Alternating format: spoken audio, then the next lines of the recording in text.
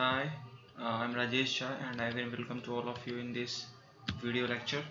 और आज का जो हमारा वीडियो लेक्चर है वो है कि हम कंजम्पशन रिपोर्ट एक मैन्युफैक्चरिंग कंपनी में कैसे प्रिपेयर करें और उसके बाद उसके बेसिस पे कैसे हम वेरिएंसेस कैलकुलेट करें।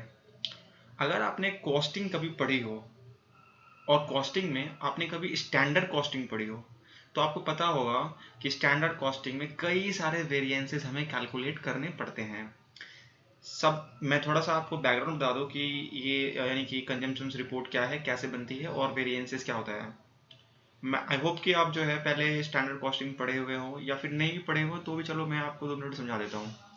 किसी भी मैन्युफैक्चरिंग कंपनी में कोई भी प्रोडक्ट बनाने से पहले उस प्रोडक्ट की एस्टिमेशंस होती हैं। जैसे कि मान लीजिए 1 मिनट के लिए मैं आपको बता दूं यहाँ पे, तो जैसे कि मैं कह रहा था कि मान लीजिए कि हमारी कंपनी है, एक मैन्युफैक्चरिंग यूनिट है। वो मैन्युफैक्चरिंग यूनिट एक फ़ैन बनाती है यानी पंखा बनाती है। तो फैन बनाने में कौन कौन से इंग्रेडिएंट्स लगेंगे? सबसे पहली बात मोटर लगेगा, फिर ब्लेड लगेगा और भी कई सारे इसके कंपोनेंट होंगे। फिर जब आप मोटर को बनाने की बात करेंगे तो मोटर में भी कई सारे सब कंपोनेंट हैं, जैसे कि कॉपर लगेगा, कैपेसिटर लगेगा, बेयरिंग और भी कई सारे ईटीसी एटसेट्रास। तो बहुत सारी चीजें हैं। तो इसका मतलब ये हुआ कि एक फैन बनाने के लिए हमें कई सारे इंग्रेडिएंट्स यानी कंपोनेंट लगाने पड़ेंगे, देन एक फैन बनेगा।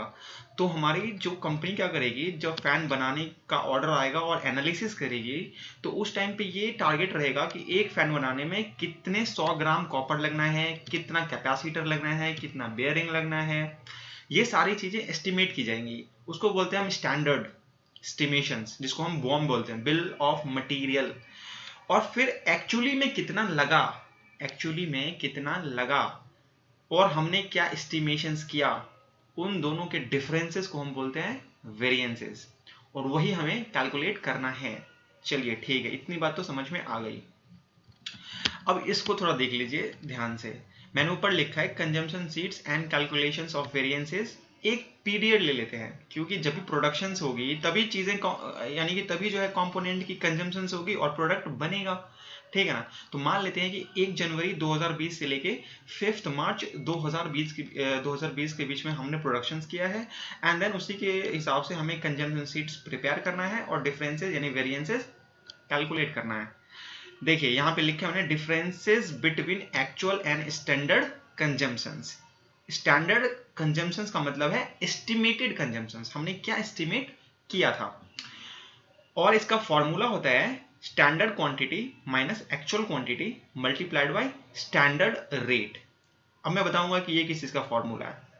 आइए जरा मैं बताता हूं कि ये फॉर्मूला है किस चीज का। देखिए सबसे पहले क्या होता है, मटेरियल कॉस्ट वेरिएंस। ऊपर में लिखा हुआ है material cost variance. Material cost variance का मतलब है standard cost minus actual cost.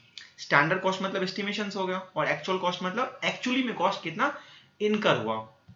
जब इसको हम 2 पार्ट्स में डिवाइड करते हैं तो हमें पता चलता है कि ये वेरिएंस जो आया है, एक तो मटेरियल के यूज करने की वजह से आया है और एक मटेरियल को खरीदने की वजह से आया है, यानी material price variance MPV, material price variance. और जो दूसरा हुआ है मटेरियल यूजेस, यानी ये क्वांटिटी के डिफरेंस की वजह से आता है और ये जो है वो प्राइस की वजह से यानी रेट की, जो क्वांटिटी हमने परचेज की उसका क्या रेट था उसकी वजह से आता है। तो यहां इस वाले वीडियो में हमें प्राइस को डिस्कस नहीं करना है। क्यों नहीं करना है मैं ये भी बताऊंगा क्यों नहीं करना है। और इस वीडियो में सिर्फ और सिर्फ मटेरियल यूजेस वेरिएंसेस कैसे कैलकुलेट करना है ये सीखना है कि कंजम्पशन रिपोर्ट कैसे बनेगी फैक्ट्री में, मैन्युफैक्चरिंग यूनिट में, और वेरिएंसेस कैसे निकलेंगे। तो मटेरियल यूजेस वेरिएंसेस एक्चुअली में निकालना है। इसका फॉर्मूला होता है standard quantity minus actual quantity multiplied by standard rate. चलिए अब बात कर लेते हैं कि हमें मटेरियल प्राइस वेरिएंसेस क्यों नहीं निकालना है। क्योंकि जो स्टैंडर्ड रेट हम लेंगे ना वो नेगोशिएटेड होगा, वो एक्चुअल रेट हम लेंगे। स्टैंडर्ड रेट जो होगा यहाँ पे वो एक्चुअली हम परचेज रिपोर्ट से निकालेंगे। मतलब क्या हुआ, मतलब ये हुआ कि जो हमने नेगोशिएट पहले से किया हुआ, जानते हैं जब हम ऑडिट करते हैं कंपनी के अंदर जा करके तो हम परचेज ऑर्डर से रेट की मैच करते हैं, यानी कि हम कितने रुपए पे हमने मटेरियल परचेज किया है उसको हम पीओ से वेरीफाई करते हैं। ठीक है ना। अगर वो पीओ से कोई डिफरेंशिएट होता है तो हम उसी टाइम पे उस पॉइंट को रेज करते हैं, एनक्वायरीज को सॉल्व करते हैं। डेबिट नोट या क्रेडिट नोट जो भी बनवाना होता है हम बनवाते हैं अकाउंटेंट से। एंड दैट्स व्हाई उस रेट को हम नेगोशिएट यानी फुल एंड फाइनल रेट मानते हैं, इसीलिए उसको हम स्टैंडर्ड रेट पहले से मान लेते हैं। क्यों? क्योंकि वो पहले से ऑथोराइज्ड है, वो परचेज ऑर्डर के द्वारा ऑथोराइज्ड है, इसलिए उसको हम एसआर मानते हैं। तो इसीलिए यहाँ पे हम एमपीवी की बात नहीं करेंगे, सिर्फ और सिर्फ मटेरियल यूजेस वेरिएंसेस की बात करेंगे। अब हम देख लेते हैं कि हमें स्टैंडर्ड क्वांटिटी कहाँ से आएगी। स्टैंडर्ड क्वांटिटी जो है बॉम से आएगी, बॉम मतलब bill of material. Actual quantity कहाँ से आएगी? Production report and physical verification of stock से आ जाएगी। और तीसरी बात जो स्टैंडर्ड रेट है वो कहाँ से निकलेगी? वो निकलेगी purchase report from SAP. SAP से परचेज रिपोर्ट हमें निकालना पड़ेगा। तो इस वीडियो में मैंने यहाँ पे ये तीनों चीजें, बॉम भी एसएपी से निकलेगी, मैं यहाँ पे लिख देता हूँ कि ये जो बॉम है वो हमें कहाँ से मिलेगा? एसएपी से मिलेगा।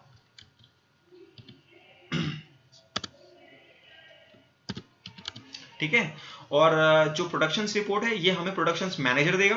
फिजिकल वेरिफिकेशन ऑफ स्टॉक की हमें खुद को करनी पड़ेगी। और परचेज रिपोर्ट जो है वो एसएपी से निकलेगा। और इन्हीं तीनों के बेसिस पे हमें कंजम्पशन रिपोर्ट निकालना है और वेरिएंसेस कैलकुलेट करना है। तो आइए स्टार्ट करते हैं। सबसे पहले मैंने क्या किया हुआ है, मैंने प्रोडक्शन का डेटा उठा लिया है। कहां से? प्रोडक्शन मैनेजर से मांग लिया है। ठीक है। तो इतना डिटेल में मैं नहीं जाऊंगा कि मुझे कहां से मांगना है। मैं डेटा मैंने मांग के रखा हुआ है, मैं आपको करके दिखाता हूं डायरेक्टली। यहाँ पे वर्किंग कैसे करना वो बताता हूं। ठीक है ना। तो एक चीज और मैं आपको बताता हूं कि एसएपी में क्या होती है, हर एक प्रोडक्ट की कोडिंग होती है। ठीक है। जैसे देखिए एसएपी कोड बोलते हैं ना, ये एसएपी कोड है। तो मैं यहाँ पे ग्रीन कर देता हूँ इसको। ये देखिए ये एसएपी कोड है। ये हर प्रोडक्ट की ना, मतलब चाहे वो सब कंपोनेंट हो या कंपोनेंट हो या फिनिश्ड गुड्स हो, डब्ल्यूआईपी हो, रॉ मटेरियल हो, हर एक चीज की कोडिंग होती है एसएपी में। तो कोई भी अगर वीलुकअप का फॉर्मूला लगा, अगर कोई भी चीज की हमें फाइंडिंग करनी होगी, किसी भी प्रोडक्ट की हमें फाइंडिंग करनी होगी एसएपी में, तो डायरेक्टली हम ये कोड से फाइंड करेंगे। ठीक है। आइए अब स्टार्ट करते हैं। तो मैंने क्या किया, सबसे पहले मैं जाऊंगा परचेज सीट पे। ये देखिए मेरी परचेज सीट है, ये मैंने ना एसएपी से ऑलरेडी निकाल के रखा हुआ है। अब एसएपी से कैसे निकालना मैं ये इस वीडियो में नहीं बताऊंगा, क्योंकि मैंने पिछले वाले वीडियो में ये बताया हुआ है ये परचेज रिपोर्ट एसएपी से कैसे निकालते हैं। इवन मैंने जीएसटी रिकंसिलिएशन का भी वीडियो बनाया हुआ है, और क्या बोलते हैं कैसे करके जो है उसको निकालते हैं एसएपी से, वो मैंने बताया हुआ है। एंड दैट्स व्हाई यहाँ पे क्या करूंगा, मैं डायरेक्टली यहाँ पे कैलकुलेट करूंगा, मैं वर्किंग करूंगा। मैं तो मैं एसएपी में नहीं जाऊंगा, मैंने ये डेटा एसएपी से निकाल के रखा हुआ है। देखिए इसमें मैंने फिल्टर भी लगा दिया हुआ है। अगर आपने फिल्टर नहीं लगाया हुआ है तो आप क्या कीजिए, डेटा में जाइए और यहाँ पे फिल्टर पे जो है क्लिक कीजिए, यहाँ पे फिल्टर लग जाएगा। उसके बाद क्या करना है आपको, उसके बाद आपको यहाँ पे जाना है और इंसर्ट में जाके यहाँ पे आपको एक पाइवट टेबल क्रिएट करनी है। तो पाइवट टेबल क्रिएट कीजिए और यहाँ पे आ जाइए। एक्चुअली में हमें ढूंढना क्या है, हमें तो एक्चुअल क्वांटिटी चाहिए ना। इसको इस शीट का नाम बदल दीजिए, पाइवट परचेज कर दीजिए। ठीक है। और ये देखिए हमें क्या चाहिए, हमें तो क्वांटिटी चाहिए, हमें तो रेट निकालना है। तो जो आइटम टैक्सेबल वैल्यू होगी उसको डिवाइड कर देंगे अगर क्वांटिटी से, तो रेट निकल के नहीं आ जाएगी। हमें सीजीएसटी एसजीएसटी नहीं लेना है रेट निकालने के लिए। क्यों? क्योंकि उसमें फिर टैक्स का इंपैक्ट हो जाएगा, तो वैल्यू गलत आ जाएगी। हमें सिर्फ टैक्सेबल वैल्यू, क्योंकि परचेज वैल्यू ले लिया ना, परचेज वैल्यू में टैक्स ऐड कर देंगे फिर तो वो इंक्लूसिव हो जाएगा। तो करेक्ट डेटा के लिए हमें टैक्सेबल वैल्यू और आइटम, यहाँ पे देखिए आइटम रेट भी दिया हुआ है और यहाँ पे आइटम क्वांटिटी दी हुई है। तो हमें एक तो आइटम क्वांटिटी और एक आइटम टैक्सेबल वैल्यू, और टैक्सेबल वैल्यू को डिवाइड कर देंगे अगर हम क्वांटिटी से, तो रेट आ जाएगी।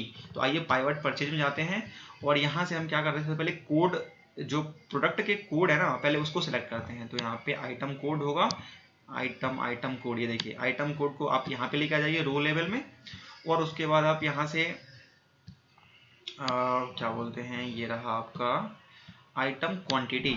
आइटम क्वांटिटी को आप यहाँ पे लेके आइए और यहाँ पे इसको आप सम में कन्वर्ट कर दीजिए। यहाँ पे जा करके लेफ्ट क्लिक करके सम पे जा करके ओके कर दीजिए। तो काउंट से ये सम में आ जाएगा, मतलब सम मतलब वैल्यू ऐड होके आ जाएगी क्वांटिटी की। और उसके बाद क्या करना है आपको, टैक्सेबल वैल्यूज को भी इधर पे लेके आना है। और ये काउंट ऑफ टैक्सेबल वैल्यू होगा ना, तो इसको आप क्या करना है, लेफ्ट क्लिक कीजिए, वैल्यू फील्ड सेटिंग में जा करके और सम पे क्लिक करके इसको सम में कन्वर्ट कर दीजिए। उसके बाद क्या करना है आपको, यहाँ से एक दो चीज मैं बताने वाला हूँ, वो ये कि जब हम एसएपी से परचेज शीट निकालते हैं ना, तो यहाँ पे क्या होता है, यहाँ पे एक तो आप अकाउंट नेम में जाइए और इसको रिपोर्ट फिल्टर में लेके आइए, और अकाउंट नेम में से आपको कुछ चीजें हटानी है। अब क्या हटाना है मैं बताता हूँ। देखिए होता क्या है कि कभी कभी ना हम कोई सामान जो खरीदते हैं ना, वो रेट डिफरेंसेस यानी कि हम रेट डिफरेंसेस भी पे करते हैं समटाइम्स। ये देखिए रेट डिफरेंसेस है ना, इस पर क्लिक करके इसको हटा दीजिए। इसको मैंने क्यों हटाया मैं बता देता हूँ।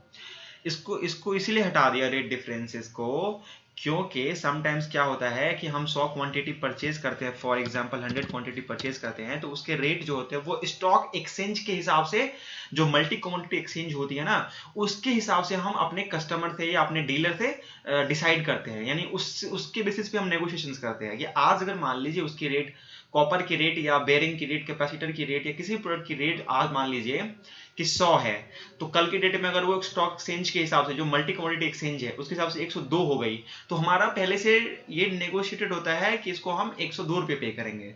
तो उस केस में क्या होता है, एसएपी में जब हम एंट्री करते हैं तो ये हो सकता है कि पहले तो आपने 100 क्वांटिटी 100 पे बुकिंग कर दी, और फिर आपने जब 2 रुपए का डिफरेंस एक्स्ट्रा पे किया तो आपने फिर से 100 मल्टीप्लाइड बाय 2 यानी 200 रुपए कर दिया, तो क्वांटिटी दो बार आ गया। जबकि क्वांटिटी फिजिकली तो एक ही बार है आपकी फैक्ट्री में, बट एसएपी में दो बार आ गया। इसीलिए यहाँ पे रेट डिफरेंसेस को मैंने यहाँ से हटा दिया है। ठीक है, ये समझ में आ गया होगा मेरे हिसाब से आपको। उसके बाद और क्या हटाना है, उसके बाद ये देखिए यहाँ पे ना इस डॉक्यूमेंट कैंसल्ड करके एक आएगा, इज दिस डॉक्यूमेंट कैंसल्ड, तो इसको भी यहाँ से हटाना पड़ेगा, क्योंकि जो डॉक्यूमेंट कैंसल्ड है उसको हमको नहीं लेना है। तो यहाँ पे सिर्फ ब्लैंक, अगर डॉक्यूमेंट कैंसिल है तो यस, तो यस तो हमें चाहिए नहीं, अगर डॉक्यूमेंट कैंसिल है उसको मुझे हटा देना है। तो सेलेक्ट सिर्फ किसको करना है, जो ब्लैंक है। ठीक है, तो मैंने यहाँ से इसको सेलेक्ट कर लिया हुआ है। अब मुझे यहाँ पे रेट निकालना है, तो अगर मैं इसको क्वांटिटी से डिवाइड कर दूंगा तो क्या रेट निकल के आएगा कि नहीं आएगा, बिल्कुल आएगा। तो मैं यहाँ से सेलेक्ट कर लेता हूँ कंट्रोल सी से, और यहाँ पे पेस्ट कर देता हूँ इसको कंट्रोल वी, और यहाँ से इसको सेलेक्ट कर लेता हूँ कंट्रोल सी, और यहाँ पे कंट्रोल वी। ठीक है, तो ये आ चुका है।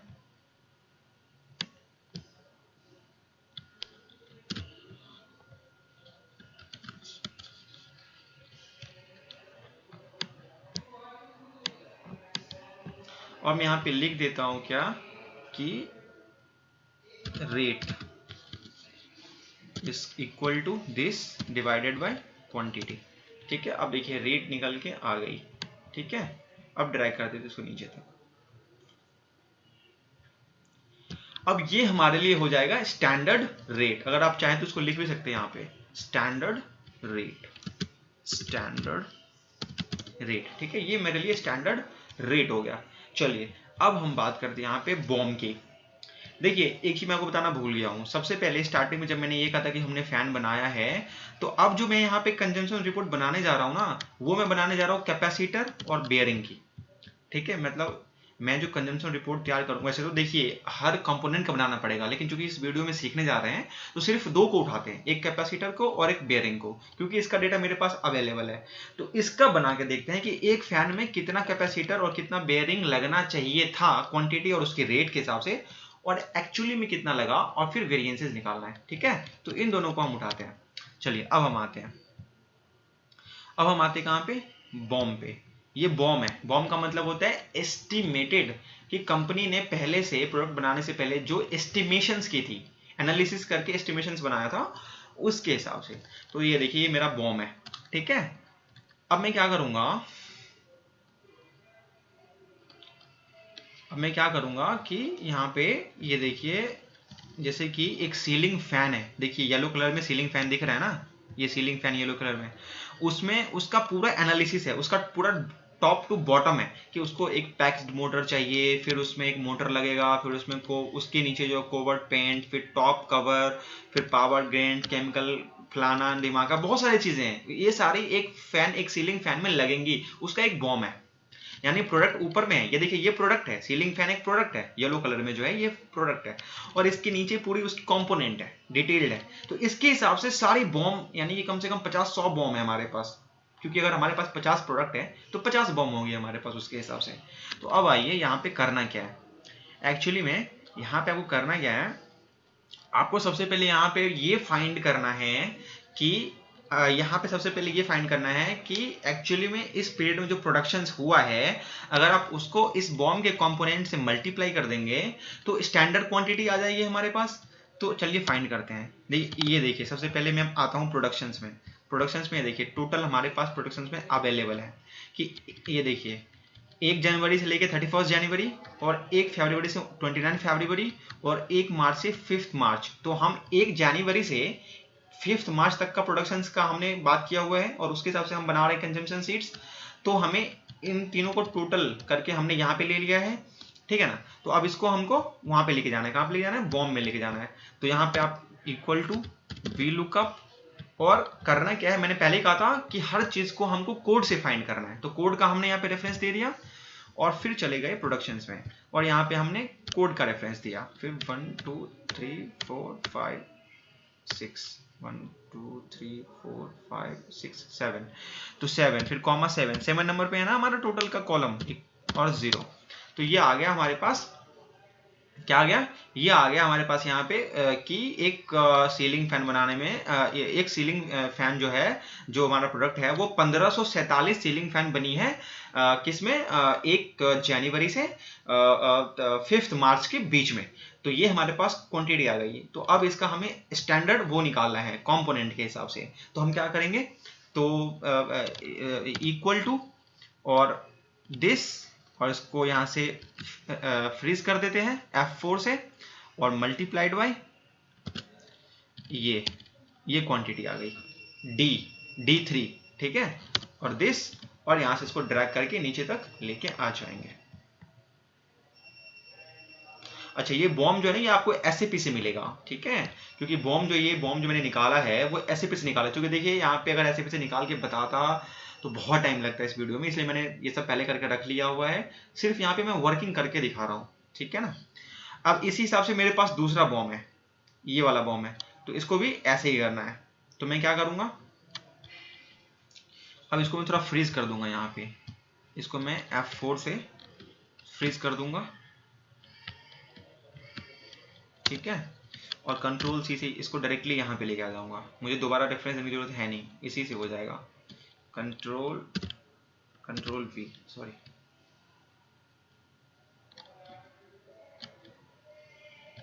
कंट्रोल C,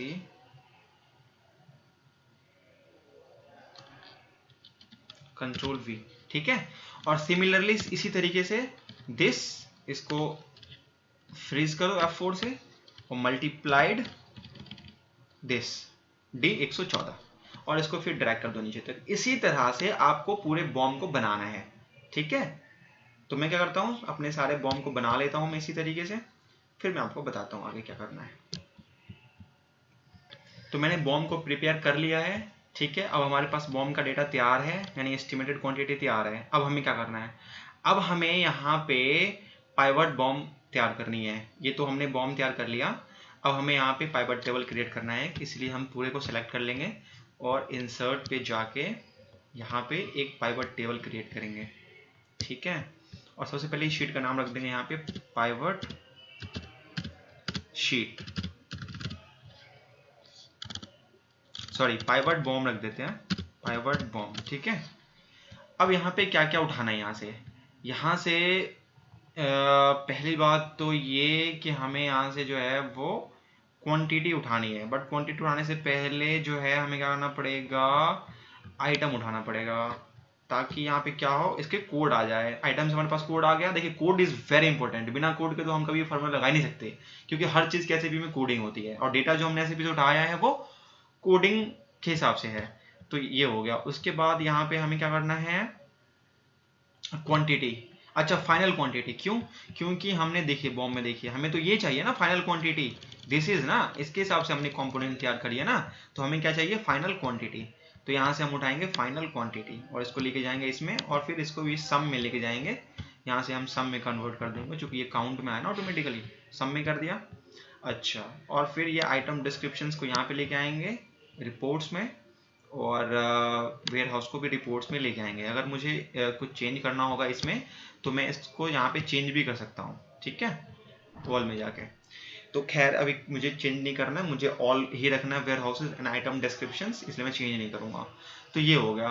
अब हम आते हैं डायरेक्टली कहाँ पे, अब हमारा एक काम हो चुका है। अब हमारे पास एक चीज़ और है, वो मैं बताता हूँ क्या। आइए सबसे पहले फाइनल शीट पे, ये हमारे पास फाइनल शीट है, ये हमारी कंजम्पशंस रिपोर्ट। ये देखिए item code, item descriptions, unit of measurement, rate, opening stocks, purchases, मैंने कहा था ना आपसे यहाँ पे स्टार्टिंग में कि हमें क्या क्या चाहिए होगा, हमें चाहिए होगा productions report and physical verifications of stocks for actual quantity.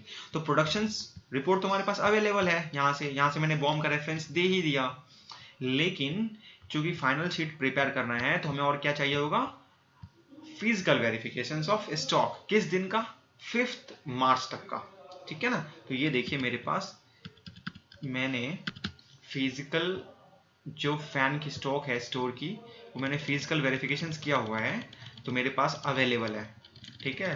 तो मेरे पास कॉपर की भी है, कैपेसिटर की भी है और बेयरिंग की भी है। ये देखिए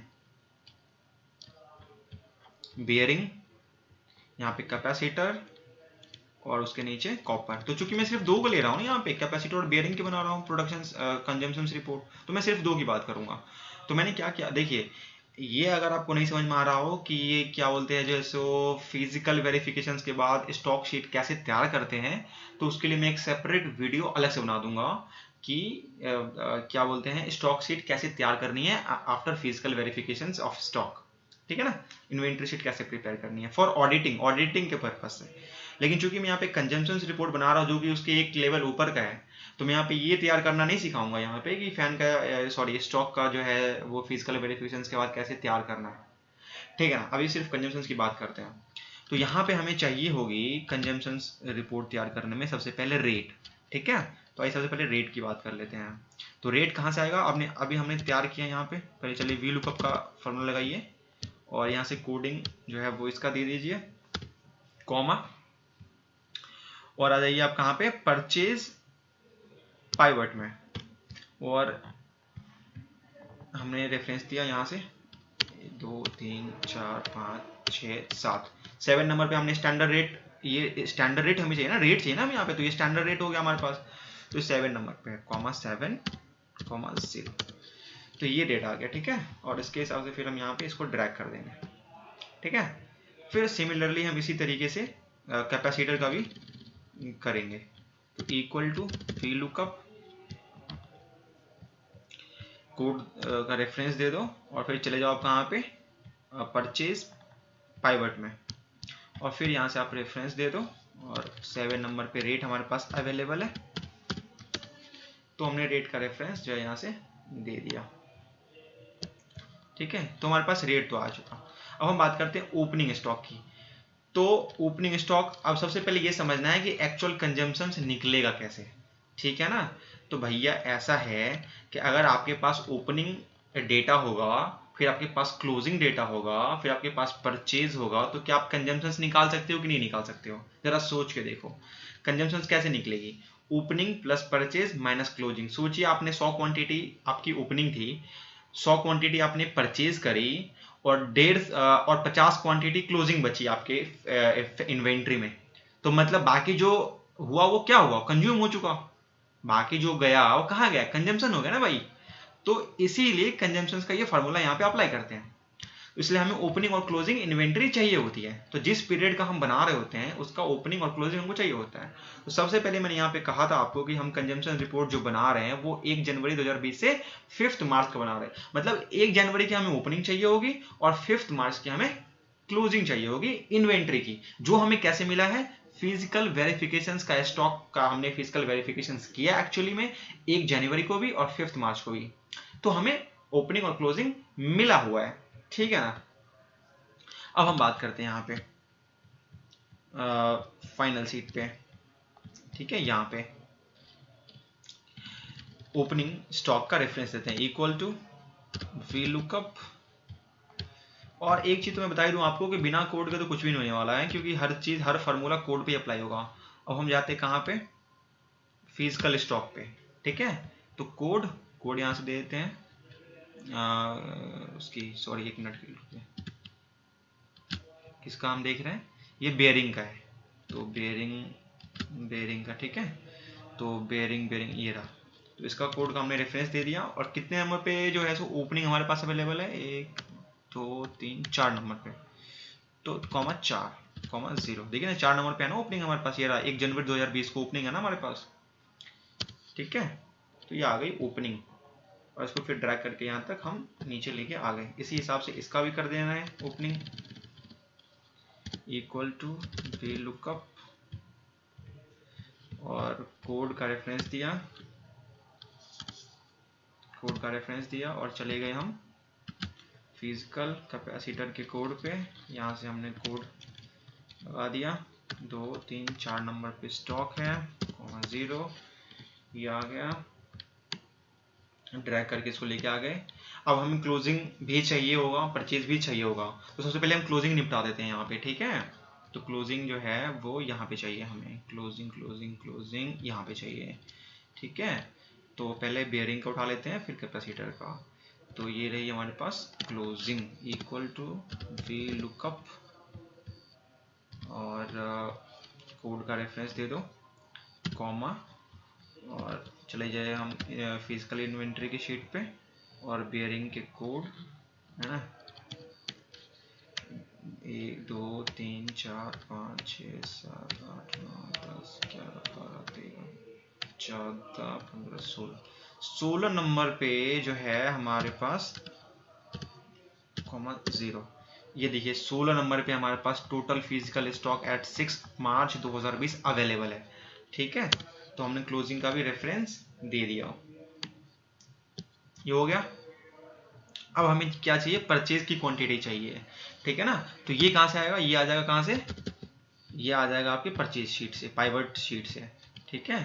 तो इसका रेफरेंस दे दो कोड का और चले जाओ कहाँ पे, पाइवट परचेज पे, और पाइवट परचेज में आप रेफरेंस दे दो 1 2 ही नंबर पे ना हमारे पास सम ऑफ क्वांटिटी, हमें क्वांटिटी चाहिए ना, 2,0, ठीक है। और फिर इसको ड्रैग करके आप जो है नीचे लेके आ जाओ। इसी हिसाब से इसका भी equal to V lookup code के reference, comma, pivot purchase, comma 2, 0, ठीक है। इस हिसाब से हमने परचेज निकाल दिया। अब हम बात कर लें यहाँ पे कि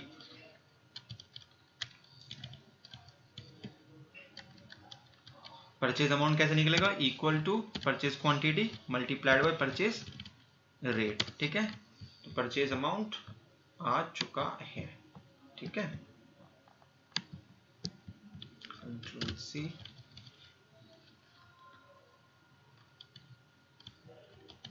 कंट्रोल वी, और ये भी इसी हिसाब से आ रहा है, ठीक है ना।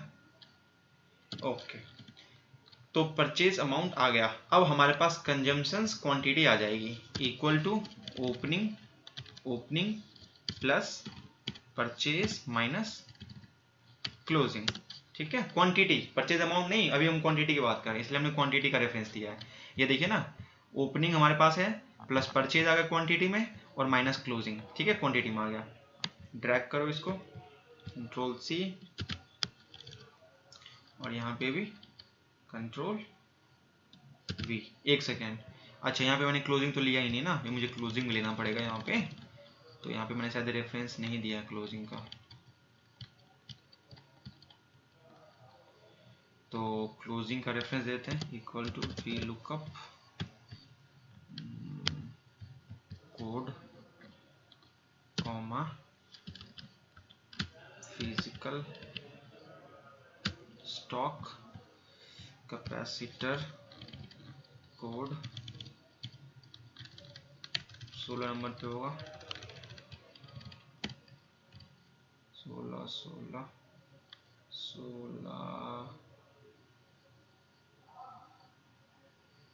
16 नंबर पे है,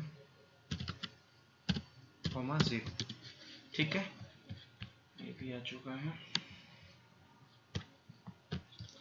ठीक है। तो हमने कंजम्पशंस क्वांटिटी निकाल दी। अब consumptions quantity as per BOM, ठीक है। तो अब बॉम का रेफरेंस तो यहाँ से, यानी ये स्टैंडर्ड आ गया, इक्वल टू वी लुकअप, चले जाओ आप यहाँ पे कोड, कॉमा, आ जाओ पाइवट बॉम पे, और यहाँ से आप रेफरेंस डाल दो इसका, 2 नंबर पे है, ठीक है। और यहाँ पे भी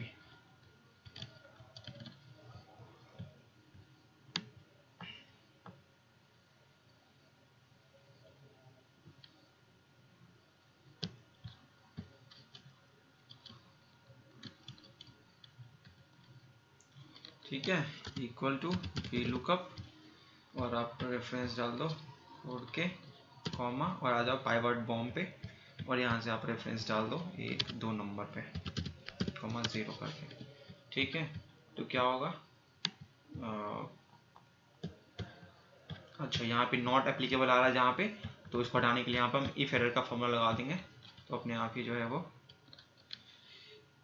इफ डबल आर और एरर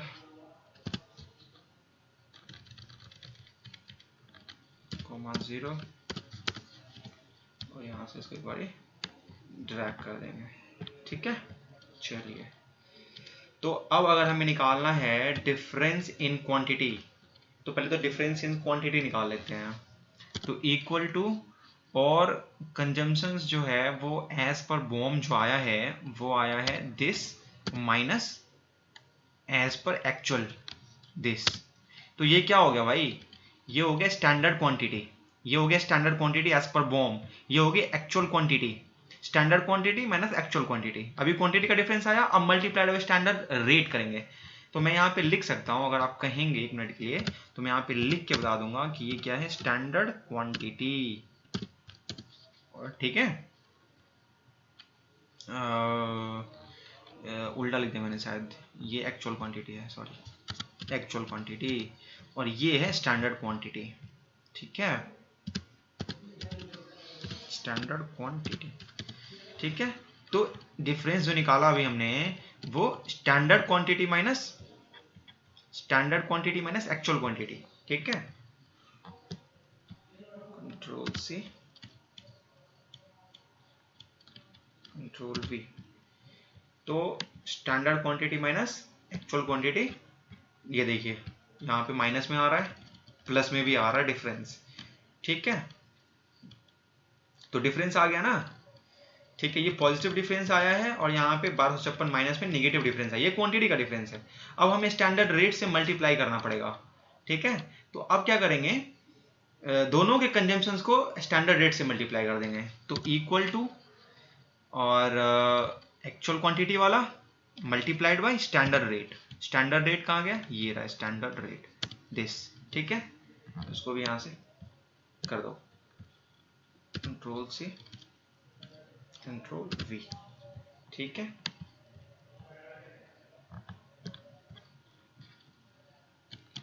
और फिर जो है कंजम्पशंस एज पर बॉम, तो इसके लिए भी क्या है, हमने बॉम के हिसाब से क्वांटिटी तो निकाल ही ली स्टैंडर्ड क्वांटिटी, और multiplied by standard rate. Standard rate ये रहा दिस। ठीक है, तो ये रही कंट्रोल सी और इसको भी यहाँ पे पेस्ट कर दूंगा, कंट्रोल वी। ठीक है, अच्छा, अब इन दोनों के डिफरेंसेस निकालो, तो एक्चुअली पता चलेगा कॉस्ट का differences equal to consumptions as per BOM minus consumptions actually. ठीक है, equal to this minus this.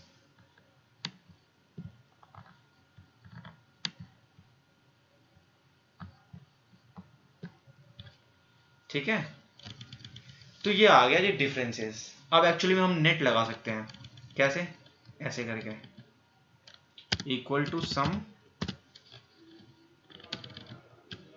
This 1,19,410 रुपए का डिफरेंस आ रहा है, किसमें, बेयरिंग में। ठीक है, रुपीस का। अब हम क्वांटिटी की बात कर लेते हैं, क्वांटिटी में जो डिफरेंस आया है वो बात कर लेते हैं। यहाँ पे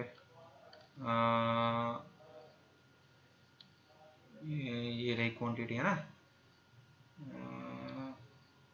कहाँ गया, ये रही quantity, equal to sum this, तो 6,048 क्वांटिटी का डिफरेंस है इस पीरियड में।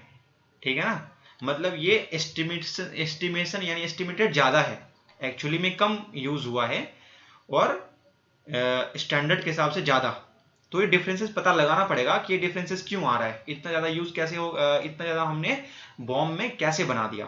तो ये फाइंड करने की बात है। इसको कैसे फाइंड करेंगे, ये मुद्दा अलग है, उसको हम डिफरेंट वीडियो में डिस्कस करेंगे। ये तो हमने फाइंड कर लिया है कि ये डिफरेंसेस आया है बेयरिंग का।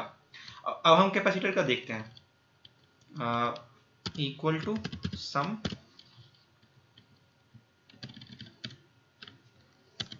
देखो इसमें 63 क्वांटिटी का डिफरेंस आ रहा है, यहाँ पे माइनस में भी डिफरेंस आ रहा है और यहाँ पे प्लस में भी डिफरेंस आ रहा है, ठीक है ना। तो नेट डिफरेंस जो है वो 63 का आ रहा है। तो आइए फाइंड करना पड़ेगा 63 क्वांटिटी का डिफरेंस क्यों आ रहा है। और यहाँ पे रुपीस की बात कर लेते हैं, इक्वल टू सम।